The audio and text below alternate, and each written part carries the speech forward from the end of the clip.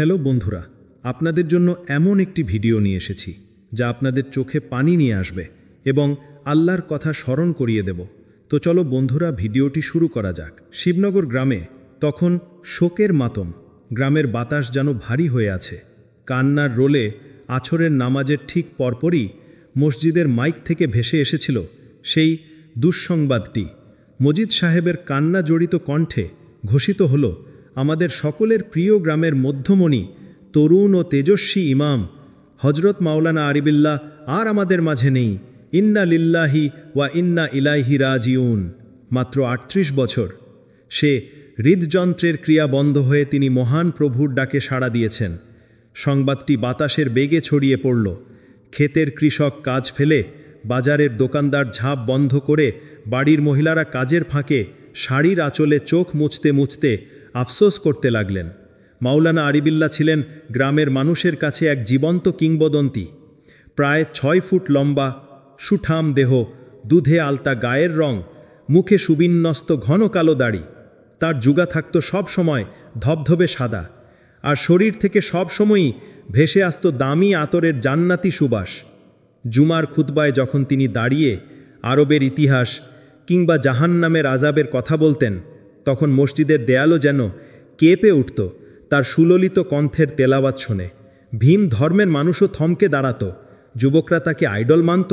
তো মুরব্বীরা বলতেন, এই জামানায় এমন আল্লাহ তাআলা বুজুর্গ পাওয়া ভাগ্যের ব্যাপার। তিনি ছিলেন গ্রামের এতিমখানার পরিচালক। এতিম বাচ্চাদের মাথায় হাত বুলিয়ে তিনি যখন কথা বলতেন, তখন উপস্থিত মানুষের চোখ ভিজে যেত। সবাই ভাবত, আহা, মানুষটা কত দয়ালু। কিন্তু হায়, কে জানত এই পবিত্র ধবধবে সাদা লেবাজের আড়ালে লুকিয়েছিল এক হিংস্র নেকড়ে, এক বিভীষিকাময় অন্ধকার জগৎ। পরের দিন সকাল 10টায় জানাজার সময় নির্ধারণ করা হলো। আশেপাশের 10 গ্রাম থেকে পঙ্গপালের মতো মানুষ ছুটে এলো। স্কুল মাঠ কানায় কানায় পূর্ণ হয়ে রাস্তায় পর্যন্ত মানুষের ঢল নামল। সবার মুখে একই আফসোস, হুজুর কত বড় মাপের আলেম ছিলেন। আহা, এতিমখানা এখন কে দেখবে? বাচ্চারা তো দ্বিতীয়বার এতিম হয়ে গেল। জানাজা পড়লেন দেশের এক বিশিষ্ট আলেম। জানাজা শেষে যখন খাটিয়া করে লাশ কবরস্থানের দিকে নেওয়া হচ্ছিল, তখন হঠাৎ করেই প্রকৃতির রূপ বদলে গেল। উজ্জ্বল সকাল মুহূর্তের মধ্যেই অন্ধকারে ঢেকে গেল। আকাশে কালো মেঘের ঘনঘটা, কিন্তু বাতাস নেই। এক অদ্ভুত গুমট, শ্বাসরোধকারী পরিবেশ বিরাজ করতে শুরু করল চারিদিকে। পাখিরা ডাকাডাকি বন্ধ করে দিল। গাছের পাতাও নড়ছে না। কবরস্থানে আগে থেকেই বাঁশঝাড়ের নিচে কবর খনন করে রাখা হয়েছিল। গ্রামের প্রবীণ ও গণ্যমান্য ব্যক্তিরা চোখের পানি মুছতে মুছতে আরিবিল্লার লাশ কবরে নামানোর জন্য প্রস্তুত হলেন। লাশটি যখনই কবরের মাটি স্পর্শ পাওয়া মাত্রই মাটির নিচ থেকে বিকট শব্দ শোনা গেল। মনে হলো ভূগর্ভের কোনো বিশাল আগ্নেয়গিরি বিস্ফোরিত হয়েছে। উপস্থিত 1000 মানুষ চমকে উঠল। কিছু বুঝে ওঠার আগেই কবরের ভিতর থেকে ঘন কালো ধোঁয়া কুণ্ডুলি পাক্ষে সাপের মতো ফনা তুলে উপরে উঠতে শুরু করল। মুহূর্তের মধ্যে সেই ধোঁয়ার গন্ধে উপস্থিত মানুষের নাড়ি ভুড়ি উল্টে আসার উপক্রম হলো। সাধারণ কোনো মরা ইঁদুর বা পচা লাশের গন্ধ নয়, এ যেন 1000 বছর পুরনো পচা রক্ত, পুজ আর পোড়া মাংসের এক অসহ্য সংমিশ্রণ। মানুষ নাকে রুমাল দিয়েও সেই দুর্গন্ধ থেকে বাঁচতে পারছিল না। কি হচ্ছে এসব? কিসের ধোঁয়া? চিৎকার করে উঠলেন গ্রামের মাতবার সাহেব। ভয়ে তার গলা কেঁপে উঠল। ততক্ষণে কবরের ভিতর থেকে ধোঁয়ার আরও বিশিষ্ট আকার নিয়ে এক এক করে জানোয়ারের মতো আকার নিতে শুরু করল। চারিদিক ক্রমশ খারাপ হয়ে গেল। নানা ভয়ঙ্কর সত্য পুত্র লুকিয়ে থাকা অদ্ভুত শব্দ এক হিংস্রকে শূন্য ইতিহাসের জিনিসের প্রতি জন্ম দিল এবং অপ্রত্যাশিত দুর্ঘটনা সংঘটিত হল। তার কথা রেশ কাটতে না কাটতেই কবর তলদেশ থেকে দাউ দাউ করে জ্বলে উঠল এক ভয়াবহ আগুন। দুনিয়ার আগুনের মতো হলুদ বা কমলা রঙের আগুন নয়। আগুনের শিখাগুলো ছিল নীল আর গাঢ় লালের মিশ্রণে এক অদ্ভুত বর্ণের। মনে হচ্ছিল আগুনের জীবগুলো লক লক করে উপরের দিকে উঠে আসছে, লাশটিকে গ্রাস করার জন্য। যারা লাশ নামাতে কবরের ভেতরে নেমেছিলেন, তারা আগুনের তাপে ছিটকে উপরে উঠে এলেন। তাদের জামা কাপড় পড়ে যাওয়ার উপক্রম হলো। গ্রামের যুবকরা হিতাহিত জ্ঞান হারিয়ে দৌড়ে গিয়ে পাশের পুকুর থেকে বালতি বালতি পানি আনল। তারা আল্লাহু আকবার ধ্বনি দিয়ে আগুনের উপরে পানি ঢালতে লাগল। কিন্তু হায়, অলৌকিক দৃশ্য দেখল সবাই। পানি আগুনের উপর পড়া মাত্রই তা পেট্রোলের মতো দপ করে জ্বলে উঠতে লাগল। আগুন নেভাতো দূরের কথা, বরং পানির স্পর্শে আগুনের গর্জন আরও বেড়ে গেল। মনে হচ্ছিল কবরের ভিতর থেকে কেউ বাঘের মতো গর্জন করছে, আর্তনাদ করছে, কিন্তু সেই আর্তনাদ আগুনের শোঁ শোঁ শব্দে চাপা পড়ে যাচ্ছিল।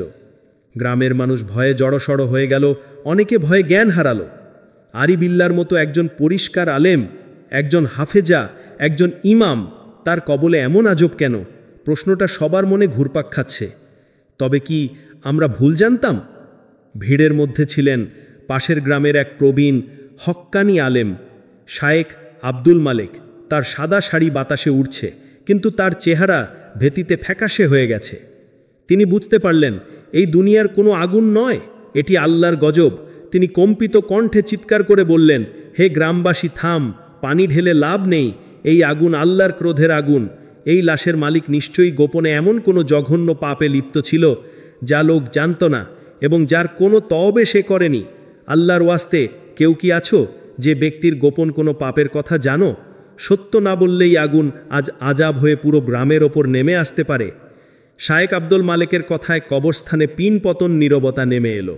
1000 মানুষ, কিন্তু কোনো শব্দ নেই। সবাই একে অপরের দিকে তাকাচ্ছে।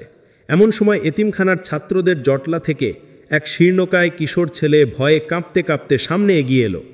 ছেলেটির বয়স 12-13 বেশি হবে না। নাম তার আলামিন।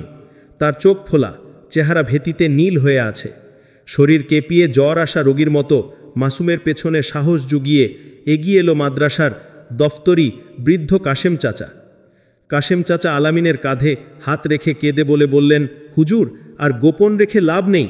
আল্লাহ সব ফাঁস করে দিয়েছেন। লাশ মাটি নিচ্ছে না, আগুন বেরোচ্ছে। বলে, বাবা, তুমি সবার সামনে সত্যিটা বলে দাও। আলামিন ভয়ে ভয়ে বলতে শুরু করল, আপনারা হুজুরকে ফেরেশতা মনে করতেন, কিন্তু হুজুর মানুষ ছিলেন না। তিনি ছিলেন এক শয়তান, এক জানোয়ার। জনতা স্তব্ধ হয়ে গেল। আলামিন ফুপিয়ে ফুপিয়ে কাঁদতে কাঁদতে বলল, প্রতিদিন রাতে যখন সবাই ঘুমিয়ে পড়ত, হুজুর আমাকে আমার মতো ছোট্ট এতিম বাচ্চাদের তার খাস কামরায় ডেকে পাঠাতেন। তিনি বলতেন শরীর কেঁপে দিতে, কিন্তু এরপর তিনি আমাদের ওপর ঝাঁপিয়ে পড়তেন। তিনি আমাদের সাথে জঘন্য বিকৃত কাজ করতেন। আমরা চিৎকার করতে চাইলে তিনি আমাদের মুখ চেপে ধরতেন। তিনি বলতেন, আমি ইমাম, আমার অনেক ক্ষমতা, আমার বিরুদ্ধে কথা বললে তারা অন্ধ হয়ে যাবি তো জিভ খসে পড়বে, আল্লাহ তাদের পাথর বানিয়ে দেবেন। তিনি আমাদের জাহান্নামের ভয় দেখাতেন, কিন্তু নিজেই শয়তানের কাজ করতেন। গত 3 বছর ধরে তিনি মাদ্রাসার ডজনখানেক বাচ্চার জীবন নষ্ট করেছেন। আমরা এতিম, আমাদের দেখার কেউ নেই বলে ভয়ে কাউকে কিছু বলতে পারেনি। আলামিনের কথা শেষ হতে না হতেই উপস্থিত জনতার পায়ের নিচ থেকে যেন মাটি সরে গেল। তাদের শ্রদ্ধার আসনটি মুহূর্তে চূর্ণ বিচূর্ণ হয়ে গেল। এরপর দফতরি কাশেম চাচা চোখের পানি মুছে চিৎকার করে বললেন, শুধু কি তাই, আপনারা মাদ্রাসার উন্নয়নের জন্য যে লাখ লাখ টাকা দিতেন, এতিমদের ভালো খাবারের জন্য যে টাকা আসতো, তার অর্ধেক টাকা হুজুর চুরি করতেন। সেই টাকা দিয়ে তিনি নিজের নামে শহরে ফ্ল্যাট কিনেছিলেন। আমি একদিন ব্যাংকের কাগজ দেখে ফেলে বলে তিনি আমাকে কুরআন ছুঁয়ে কথম করিয়েছিলেন, যেন কাউকে না বলি। তিনি বলেছিলেন চাকরি খেয়ে ফেলবেন। আমি গরিব মানুষ, পেটের দায় আর ভিন্নতার কারণে চুপ ছিলাম, কিন্তু আজ আল্লাহর বিচার সচক্ষে দেখে আর চুপ থাকতে পারলাম না। এই আগুন সেই এতিমদের হকের আগুন, সেই মজলুম শিশুদের দীর্ঘশ্বাসের আগুন। শায়েখ আব্দুল মালেকের এই স্বীকৃতির পর পুরো কবরস্থানে এক ভয়ানক নিস্তব্ধতা নেমে এলো। গ্রামের মানুষ ঘৃণায় শিউরে উঠল। তাদের এত শ্রদ্ধার ইমাম, যার পেছনে তারা নামাজ পড়েছে, যাকে তারা মাথার তাজ মনে করত, সে আসলে ছিল এক মুখোশধারী হয় না, শিশুদের বলাৎকার করে এক বিকৃত মানসিকতার পিশাচ। শায়েখ আব্দুল মালেক আকাশের দিকে হাত তুলে কান্না জড়িত কণ্ঠে বললেন, হে আল্লাহ, তুমি সত্য উন্মোচন করেছ, তোমার বিচার চূড়ান্ত। আমরা এই ভণ্ডামি থেকে বাঁচাই। গ্রামের মানুষের ভক্তি মুহূর্তে ঘৃণার রূপ নিল। তারা কবরের দিকে থুতু ছিটাতে লাগল।